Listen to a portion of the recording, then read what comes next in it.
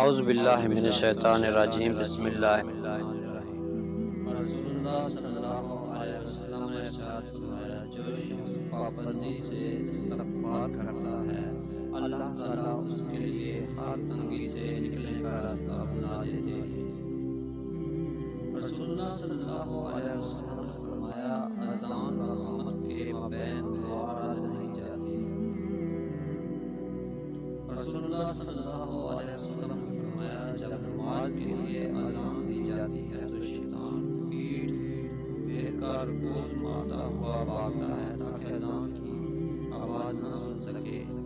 جب اذان پوری ہو جاتی ہے تو واپس آ جاتا ہے، پھر جب اذان کے لیے اقامت کہی جاتی ہے تو دوبارہ پیٹ دے کر بھاگ نکلتا ہے، اور جب اقامت ختم ہو جاتی ہے تو پھر سامنے آتا ہے تاکہ نمازی اور پھر دل میں وسوسہ ڈالے اور کہتا ہے، یہ بات یاد کر، وہ بات یاد کر، یعنی وہ باتیں جو نمازی بھول گیا تھا، حتیٰ کہ نمازی بھول جاتا ہے کہ اس نے کس قدر نماز پڑھی ہے۔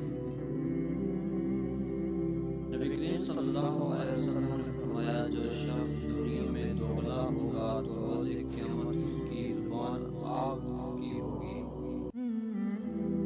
حضرت انس رضی اللہ عنہ روایت کرتے ہیں کہ رسول اللہ صلی اللہ علیہ وسلم نے ارشاد فرمایا، آزمائش جتنی سخت ہوتی ہے اس کا بدلہ بھی اتنا ہی بڑا ملتا ہے۔